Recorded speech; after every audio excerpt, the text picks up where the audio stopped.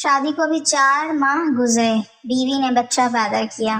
شوہر نے کہا یہ بچہ میرا نہیں، تم نے بدکاری کی ہے۔ حضرت علی رضی اللہ تعالیٰ عنہ نے مقدمہ سنا تو آپ رضی اللہ تعالیٰ عنہ نے اس عورت سے فرمایا ایک شیشی بوتل میں اپنا دودھ نکال کر لاؤ۔ سب حیران رہ گئے کہ حضرت علی رضی اللہ تعالیٰ عنہ اب کیا کریں گے۔ جب عورت دودھ نکال کر لائی تو وہ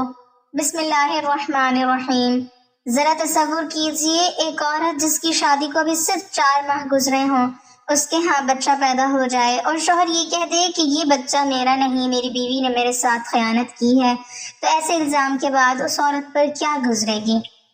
ایک طرف شوہر کا الزام، دوسری طرف لوگوں کی باتیں، اور تیسری طرف ایک ایسا معاشرہ جہاں بعض لوگ ظاہری حساب کتاب کو ہی آخری حقیقت سمجھ لیتے تھے۔ لیکن کیا واقعی 6 ماہ میں پیدا ہونے والا بچہ ناجائز ہو سکتا ہے؟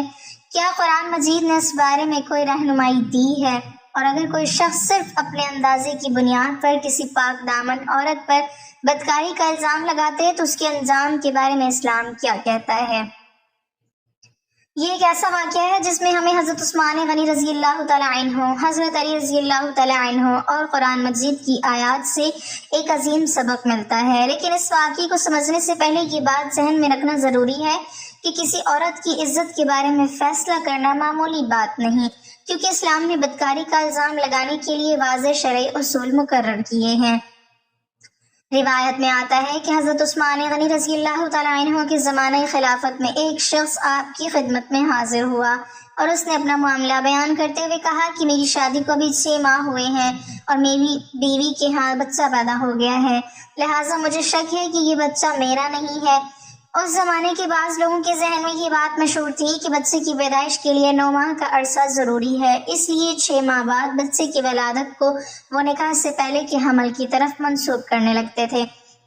لیکن یہاں اصل مسئلہ صرف ایک بچے کی پیدائش کا نہیں تھا، بلکہ ایک عورت کی عزت اور اس کے مستقبل کا مسئلہ تھا۔ حضرت عثمان غنی رضی اللہ تعالیٰ عنہ نے معاملہ سنا اور اہل علم سے مشورہ کیا، مگر اسی دوران یہ معاملہ حضرت علی رضی اللہ تعالیٰ عنہ تک پہنچا۔ حضرت علی رضی اللہ تعالیٰ عنہ نے جب اس معاملے کو سنا تو فوراً اس بات کی طرف توجہ دلائی کہ کسی انسان کے بنائے ہوئے اندازے کو قرآن مجید کی واضح رہنمائی پر مقدم نہیں کیا جا سکتا۔ آپ رضی اللہ تعالیٰ عنہ نے قرآن مجید کی ایک ایسی آیت پیش کی جس میں حمل اور دودھ پلانے کی مجموعی مدت بیان ہوئی ہے۔ چنانچہ اللہ تعالیٰ فرماتا ہے کہ انسان کی ماں نے اسے تکلیف کے ساتھ اٹھائے رکھا اور تکلیف کے ساتھ اسے جنا، اور اس کا حمل اور دودھ چھڑانا 30 ماہ ہے۔ حضرت علی رضی اللہ تعالیٰ عنہ نے اس آیت کی طرف توجہ دلاتے ہوئے سمجھایا کہ اگر حمل اور دودھ پلانے دونوں کی مجموعی مدت 30 ماہ ہے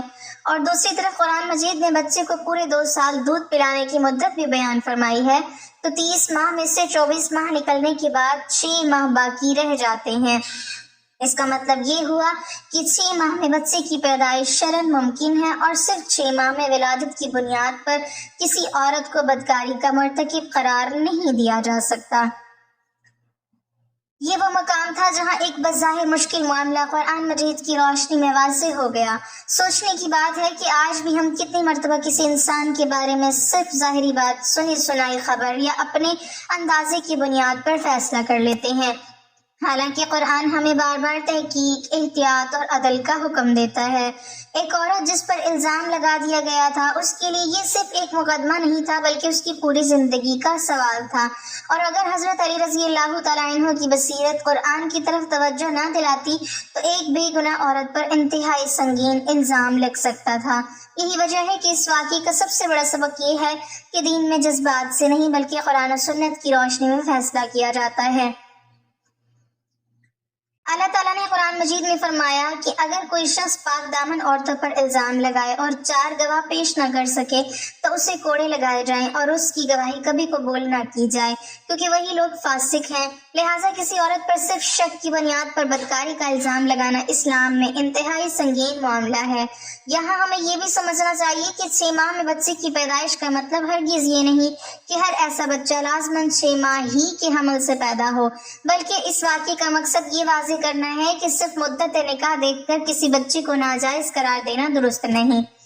نسب کے معاملات میں بہت احتیاط ضروری ہے، کیونکہ ایک غلط الزام بچے کی شناخت، ماں کی عزت اور پورے خاندان کی زندگی کو متاثر کر سکتا ہے۔ حضرت علی رضی اللہ تعالیٰ عنہ نے اسی لیے قرآن مجید کی دونوں آیات کو سامنے رکھ کر مسئلے کی حقیقت واضح کی اور لوگوں کے یہ سمجھایا کہ اللہ تعالیٰ کی کتاب میں ایسے معاملات کے لیے رہنمائی موجود ہے۔ یہ واقعہ ہمیں یہ بھی بتاتا ہے کہ علم کی اصل قدر اس وقت سامنے آتی ہے جب وہ کسی مظلوم کی حفاظت کا ذریعہ بن جائے۔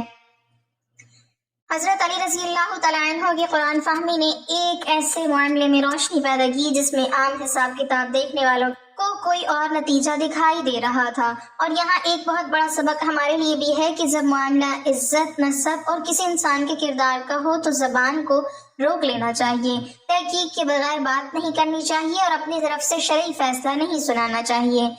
کیونکہ بعض الفاظ واپس نہیں آتے، بعض الزامات زندگی بھر کا داغ بن جاتے ہیں اور بعض فیصلے انسان کو دنیا میں بھی رسوا کر سکتے ہیں اور آخرت میں بھی جواب دہ بنا سکتے ہیں۔ اس لیے اگر کبھی ہمارے سامنے کسی کے بارے میں کوئی ایسی بات آئے جس سے کسی کی عزت متاثر ہوتی ہو تو ہمیں فوراً یقین کرنے کے بجائے رک جانا چاہیے، تحقیق کرنی چاہیے، قرآن و سنت کی طرف رجوع کرنا چاہیے۔ یہی اس واقعے کا پہلا اور سب سے اہم سبق ہے کہ اللہ کی کتاب کے سامنے انسانی اندازے کی کوئی حیثیت نہیں، اور جس معاملے کا تعلق کسی کی عزت اور نسب سے ہو وہاں ایک لمحے کی جلد بازی پوری زندگی کا نقصان بن سکتی ہے۔ آپ ذرا اس واقعے کے اس حصے پر غور کیجئے جہاں حضرت علی رضی اللہ تعالیٰ عنہ نے صرف ایک اندازے کو رد نہیں کیا بلکہ قرآن مجید کی 2 آیات کو سامنے رکھ کر پورا معاملہ واضح کر دیا، کیونکہ اصل سوال یہ تھا کہ اگر نکاح کو صرف 6 ماہ گزرے ہوں اور بچہ پیدا ہو جائے تو کیا لازماً یہ سمجھ لیا جائے کہ بچہ شوہر کا نہیں؟ حضرت علی رضی اللہ تعالیٰ عنہ نے فرمایا کہ قرآن مجید خود اس مسئلے کی وضاحت کرتا ہے۔ اللہ تعالیٰ سورہ احقاف میں فرماتا ہے کہ انسان کی ماں نے اسے تکلیف کے ساتھ اٹھائے رکھا اور تکلیف کے ساتھ اسے جنا، اور اس کے حمل اور دودھ چھڑانے کی مدت 30 ماہ ہے، جبکہ اللہ تعالیٰ نے ایک دوسری آیت میں فرمایا کہ مائیں اپنی اولاد کو پورے 2 سال دودھ پلائیں جو ان کے لیے دودھ پلانے کی مدت پوری کرنا چاہیں۔ اب اگر 30 ماہ کی مجموعی مدت میں سے 24 ماہ یعنی 2 سال رضاعت کے نکال دیے جائیں تو باقی صرف 6 ماہ رہ جاتے ہیں، اور یہی وہ نقطہ تھا جس سے واضح ہوا کہ 6 ماہ کی مدت میں ولادت شرعاً ممکن ہے، لہٰذا صرف اس بنیاد پر کسی عورت کو بدکار کہنا یا بچے کو ناجائز قرار دینا درست نہیں۔ حضرت علی رضی اللہ تعالیٰ عنہ کی یہ بات سن کر معاملے کی حقیقت سامنے آ گئی، اور حضرت عثمان غنی رضی اللہ تعالیٰ عنہ نے اس عورت کے بارے میں اپنا فیصلہ واپس لیا، کیونکہ صرف قرآن مجید سے یہ بات واضح ہو گئی کہ حمل کی کم از کم مدت 6 ماہ ہو سکتی ہے، تو محض 6 ماہ میں ولادت کو جرم کی دلیل نہیں بنایا جا سکتا تھا۔ ذرا سوچئے ایک غلط فہمی کس قدر بڑے ظلم کا سبب بن سکتی تھی۔ ایک شوہر کا شک، لوگوں کی باتیں اور ایک غلط حساب اگر فیصلہ بن جاتا تو ایک بے گناہ عورت کی عزت ہمیشہ کے لیے مجروح ہو سکتی تھی، اور اس کا بچہ اپنی پیدائش کے دن ہی ایک ایسے الزام کا بوجھ اٹھانے لگتا جس میں اس کا کوئی قصور ہی نہ تھا۔ لیکن اللہ تعالیٰ نے اپنے کلام کے ذریعے اس معاملے میں رہنمائی فرما دی۔ یہی وجہ ہے کہ اسلام میں نسب کے معاملے کو انتہائی اہمیت دی گئی ہے، اور کسی بچے کو محض شک کی بنیاد پر کسی اور کی طرف منسوب کرنا جائز نہیں۔ اسی طرح کسی پاک دامن عورت پر بدکاری کا الزام لگانا بھی معمولی بات نہیں۔ قرآن مجید نے اس کے لیے سخت وعید بیان کی ہے، کیونکہ عزت انسان کی ان چیزوں میں سے ہے جنہیں اسلام نے بہت محفوظ رکھا ہے۔ ہمیں یہ بھی سمجھنا چاہیے کہ اس واقعے کا مقصد صرف یہ بتانا نہیں کہ 6 ماہ میں بچہ پیدا ہو سکتا ہے، بلکہ اس سے کہیں بڑا سبق یہ ہے کہ کسی کے بارے میں ایک غلط فیصلہ کرنے سے پہلے مکمل حقیقت جاننا ضروری ہے۔ آج کے زمانے میں تو یہ سبق پہلے سے بھی زیادہ اہم ہے، کیونکہ ایک خبر، ایک پیغام، ایک تصویر یا کسی کی کہی ہوئی ایک بات چند لمحوں میں سینکڑوں لوگوں تک پہنچ جاتی ہے، اور بعض اوقات لوگ تحقیق کیے بغیر کسی کی عزت کے بارے میں رائے قائم کر لیتے ہیں۔ قرآن مجید ہمیں سکھاتا ہے کہ اگر کوئی فاسق شخص ہمارے پاس کوئی خبر لے کر آئے تو تحقیق کر لیا کرو، ایسا نہ ہو کہ تم نادانی سے کسی قوم کو نقصان پہنچا بیٹھو اور پھر اپنے کیے پر پچھتاؤ۔ جب ایک عام خبر کے بارے میں تحقیق کا حکم ہے تو پھر ایسی بات جس کا تعلق کسی عورت کے کردار، کسی بچے کے نسب یا کسی خاندان کی عزت سے ہو، اس میں کتنی زیادہ احتیاط ہونی چاہیے۔ حضرت علی رضی اللہ تعالیٰ عنہ کا یہ واقعہ ہمیں علم کی اہمیت بھی سمجھاتا ہے، کیونکہ ایک ایسا مسئلہ جس میں لوگ اپنے رواج اور اندازے کی بنیاد پر فیصلہ کرنے لگے تھے، قرآن کی آیات کے ذریعے واضح ہو گیا۔ اس لیے دین کے معاملات میں صرف سنی سنائی باتوں پر اعتماد نہیں کرنا چاہیے، بلکہ قرآن و سنت اور معتبر اہل علم کی طرف رجوع کرنا چاہیے۔ اور ایک بات خاص طور پر یاد رکھیے کہ کسی بچے کا دنیا میں آنا اس بچے کا اپنا فیصلہ نہیں ہوتا، وہ اپنے والدین کے اعمال کا ذمہ دار نہیں، اسی لیے کسی بچے کو اس کے والدین کے بارے میں کسی الزام کی وجہ سے طعنہ دینا یا اس کی عزت مجروح کرنا بھی ظلم ہے۔ اللہ تعالیٰ نے ہر انسان کو اس کے اپنے عمل کا ذمہ دار قرار دیا ہے، لہٰذا ایک معصوم بچے کو کسی ایسے معاملے کا بوجھ نہیں دیا جا سکتا جس میں اس کا کوئی اختیار ہی نہیں تھا۔ اس واقعے میں حضرت علی رضی اللہ تعالیٰ عنہ کی بصیرت ہمیں یہ بھی سکھاتی ہے کہ قرآن مجید صرف تلاوت کے لیے نہیں بلکہ زندگی کے مسائل کو سمجھنے اور درست فیصلہ کرنے کے لیے بھی رہنمائی کی کتاب ہے۔ جب انسان مشکل میں ہو، جب دو رائے سامنے ہوں، جب معاشرہ کسی ایک بات کو درست سمجھ رہا ہو لیکن دل میں سوال پیدا ہو کہ حقیقت کیا ہے، تو ایسے وقت میں اللہ کی کتاب کی طرف رجوع کرنا چاہیے، کیونکہ انسان کا علم محدود ہے، اس کا اندازہ غلط ہو سکتا ہے، اس کی معلومات نامکمل ہو سکتی ہے، لیکن اللہ تعالیٰ کا علم کامل ہے۔ اسی لیے ایک مسلمان کے لیے سب سے محفوظ راستہ یہی ہے کہ وہ اپنی خواہش، غصے، شک اور معاشرتی دباؤ کے بجائے اللہ تعالیٰ کی ہدایت کو ترجیح دے۔ اس واقعے میں ایک عورت کی عزت صرف اس لیے محفوظ ہوئی کہ ایک صاحب علم نے قرآن مجید کی آیات کو صحیح انداز میں سمجھا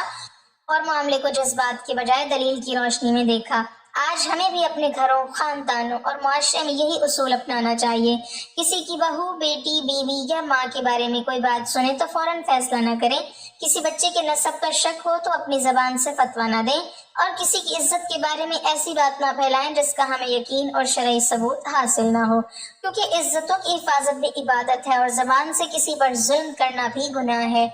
اور یاد رکھیے، اللہ تعالیٰ کے ہاں صرف یہ نہیں پوچھا جائے گا کہ تم نے کیا دیکھا تھا، بلکہ یہ بھی پوچھا جا سکتا ہے کہ تم نے اس دیکھی یا سنی ہوئی بات کے ساتھ کیا کیا، تم نے تحقیق کی یا نہیں، تم نے کسی مظلوم کی عزت بچائی یا اپنی زبان سے اسے مزید تکلیف دی۔ حضرت علی رضی اللہ تعالیٰ عنہ کے اس واقعے کا پیغام یہی ہے کہ قرآن کی روشنی میں فیصلہ کرو، شک کو یقین نہ بناؤ اور کسی انسان کی عزت کو اپنے اندازوں کی بنیاد پر پامال نہ کرو، کیونکہ جس رب نے انسان کو پیدا کیا وہی اس کے حالات، اس کے راز اور اس کی حقیقت کو سب سے بہتر جانتا ہے۔ اس واقعے کا آخری حصہ ہمیں صرف 6 ماہ میں بچے کی پیدائش کا مسئلہ نہیں سمجھاتا، بلکہ یہ بتاتا ہے کہ اللہ تعالیٰ کی قدرت، قرآن مجید کی رہنمائی اور انسان کی محدود عقل کے درمیان کیا فرق ہے، کیونکہ انسان اکثر اپنی آنکھوں سے جو دیکھتا ہے اسی کو مکمل حقیقت سمجھ لیتا ہے، حالانکہ اللہ تعالیٰ وہ کچھ جانتا ہے جو ہماری نگاہوں سے پوشیدہ ہے۔ اسی لیے کسی معاملے میں جلدی سے فیصلہ کر دینا ہمیشہ درست نہیں ہوتا۔ حضرت علی رضی اللہ تعالیٰ عنہ نے جب قرآن مجید کی آیات سے یہ بات واضح فرمائی کہ حمل اور دودھ چھڑانے کی مجموعی مدت 30 ماہ ہے اور دودھ پلانے کی مکمل مدت 2 سال بیان ہوئی ہے، تو اس سے 6 ماہ کی کم از کم مدت حمل کا امکان سامنے آتا ہے، اور یہی بات اس عورت کے خلاف کیے جانے والے شک کو ختم کرنے کے لیے کافی تھی۔ یہاں ایک بہت بڑا سبق یہ ہے کہ اگر قرآن مجید کسی معاملے میں ہماری سوچ کی اصلاح کر دے تو ہمیں اپنی سوچ بدل دینی چاہیے، قرآن کو اپنی خواہش کے مطابق بدلنے کی کوشش نہیں کرنی چاہیے۔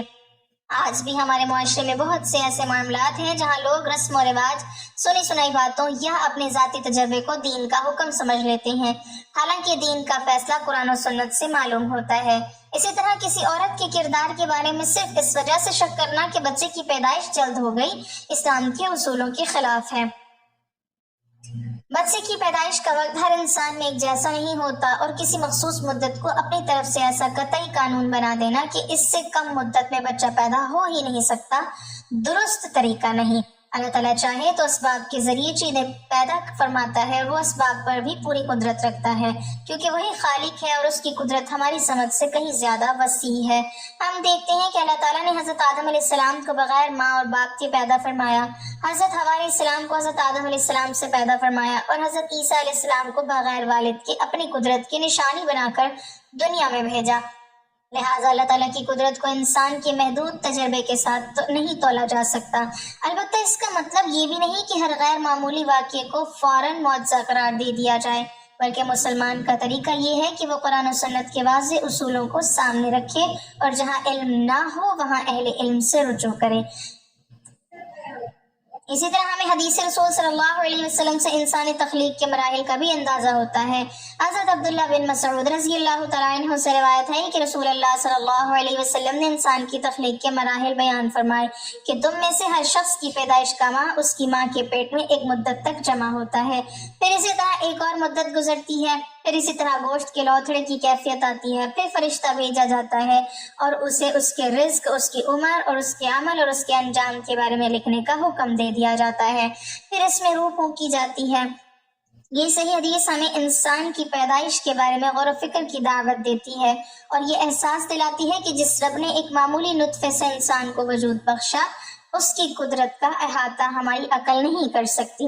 لیکن یہاں ایک ضروری بات بھی سمجھ لیجئے کہ حدیث کے ان مراحل کو کسی خاص بچے کے نسب کے بارے میں فیصلہ کرنے کے لیے اپنی طرف سے استعمال نہیں کیا جا سکتا، کیونکہ نسب کا فیصلہ الگ شرعی اصولوں کے تحت ہوتا ہے۔ ہمیں ہر دلیل کو اس کے صحیح مقام پر استعمال کرنا چاہیے،